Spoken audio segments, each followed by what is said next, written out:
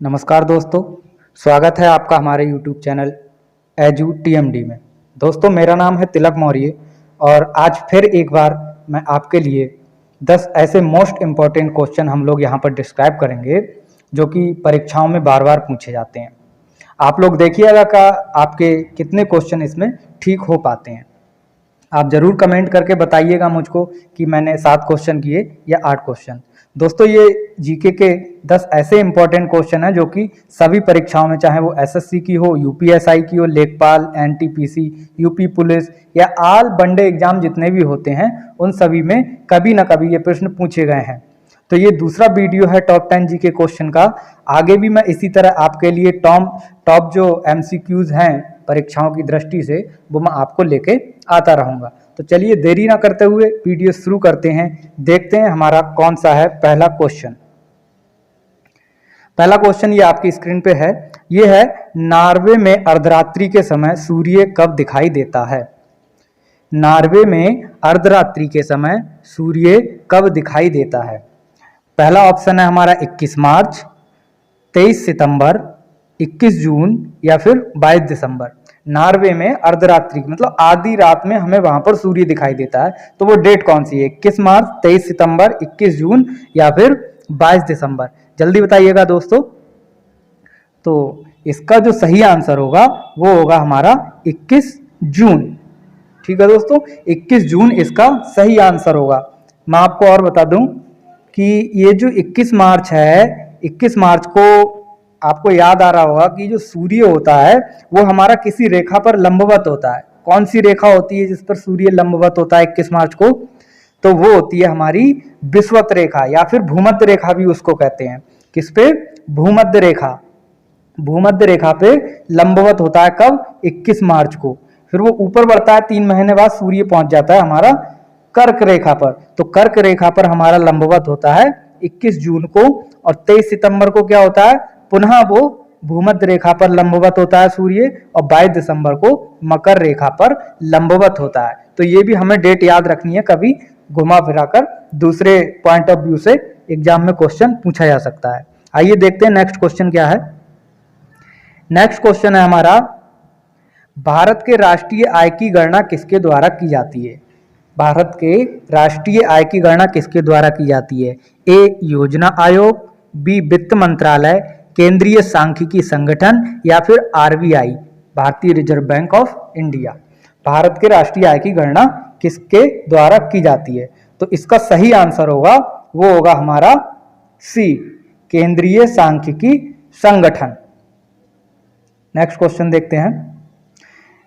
Next question है, प्रथम क्षेत्रीय ग्रामीण बैंक की स्थापना किस वर्ष की गई थी? क्षेत्रीय ग्रामीण बैंक की स्थापना किस वर्ष की गई थी?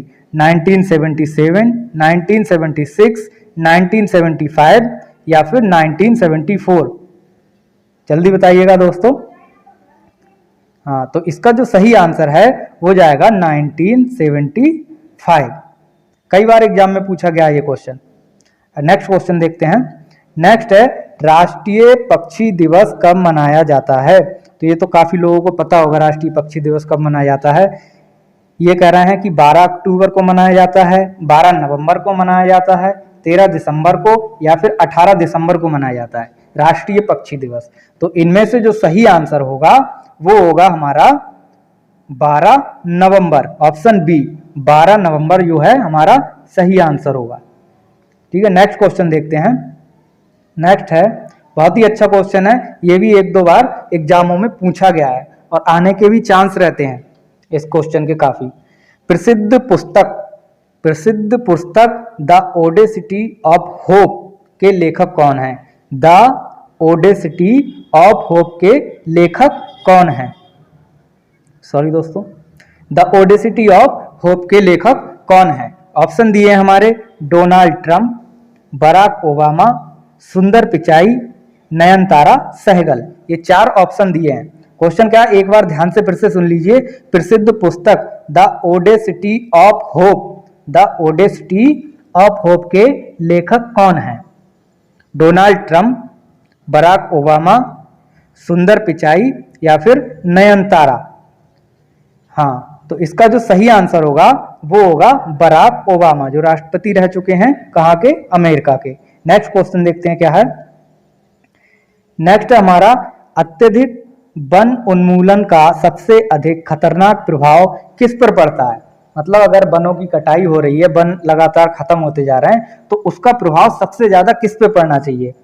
जंगली जानवरों के निवास स्थलों का नाश हो रहा है, ये इस पर पड़ता है सबसे अधिक खतरनाक। मृदा अपरदन पर पड़ता है, वन संपत्ति की ये क्षति हो रही है इस पे पड़ता है, या अनेक मूल्यवान पादपों की क्षति। जो हमारे मूल्यवान पादप हैं बहुत से जगह यूज किए जाते हैं केमिस्ट्री में, कई केमिकल बनाने में, ऐसी हमारी वन से जो फॉरेस्ट है वहाँ से ऐसी कुछ प्लांट्स वगैरह मिलते हैं जो हमें दवाइयाँ बनाने के काम आते हैं। तो ये पूछा गया है कि अगर वन खत्म हो रहे हैं तो किस पर सबसे अधिक प्रभाव पड़ेगा। तो इसका जो सही आंसर होगा वो होगा हमारा ऑप्शन बी, मृदा अपरदन। नेक्स्ट क्वेश्चन देखते हैं। नेक्स्ट है हमारा, भारतीय राष्ट्रपति के सर्वसम्मति से चुने जाने का अभी तक एकमात्र उदाहरण है। भारतीय राष्ट्रपति के सर्वसम्मति से चुने जाने का अभी तक एकमात्र उदाहरण है।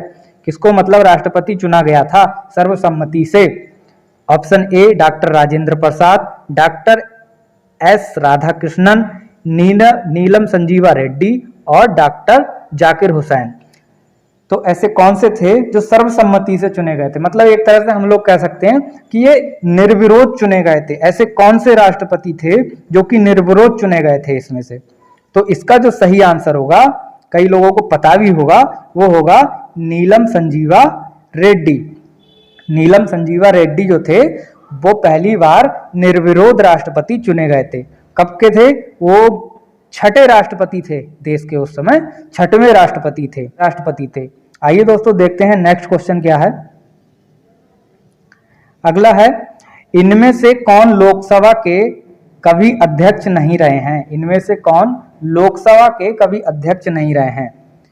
Option A KV K Sundaram, option B GS Dhillon, option C Baliram Bhagat और ऑप्शन डी हुकुम सिंह। मतलब इनमें से कभी भी लोकसभा के अध्यक्ष नहीं रहे हैं, वो कौन है इन चारों में से।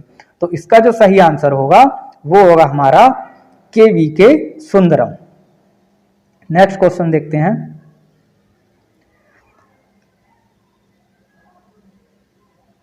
नेक्स्ट है, भारत की तीसरी सबसे अधिक बोले जाने वाली भाषा कौन सी है। भारत की तीसरी सबसे अधिक बोली जाने वाली भाषा कौन सी है। Option A Telugu, option B Tamil, option C Marathi और ऑप्शन डी बंगाली। तो ये तो काफी लोगों को पता भी होगा। तो इसका जो सही आंसर होगा वो होगा हमारा थर्ड नंबर की मराठी। ठीक है, थर्ड नंबर पे कौन सी भाषा बोली जाती है भारत में सबसे अधिक, वो होगी हमारी मराठी। मैं बता दूं पहले नंबर पे फर्स्ट पे बोली जाती है आपकी हिंदी। अगर तीन भाषाओं की बात मैं करूं, हिंदी। सेकंड नंबर पे आपकी आती है बंगाली, बंगाली भाषा बोली जाती है। थर्ड पे आपकी आ गई है मराठी। और चौथे नंबर पे अगर बात करें तो चौथे नंबर पे हमारी तेलुगु आती है। ठीक है, तो नेक्स्ट क्वेश्चन देखते हैं क्या होगा।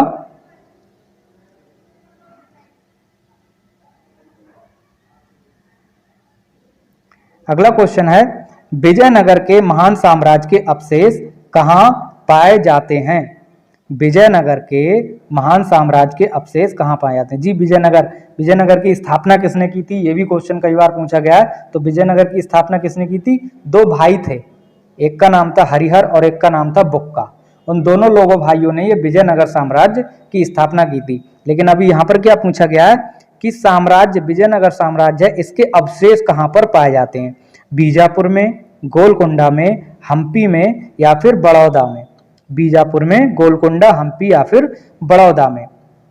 तो इसका जो सही आंसर होगा वो होगा हम्पी। हम्पी में जो है विजयनगर के अवशेष पाए जाते हैं। हम्पी कहाँ पर है, ये कभी कभी पूछ लिया था हम्पी कहाँ पर है। तो हम्पी हमारा किस प्रदेश में, ये हमारा कर्नाटक में है। दोस्तों अगर आपको वीडियो पसंद आई हो तो प्लीज़ वीडियो को लाइक और सब्सक्राइब जरूर कीजिएगा। अगर आप चाहते हैं मैं इसी तरह की और वीडियो और इम्पोर्टेंट क्वेश्चन लेकर आऊं तो प्लीज़ कमेंट में ज़रूर बताइएगा।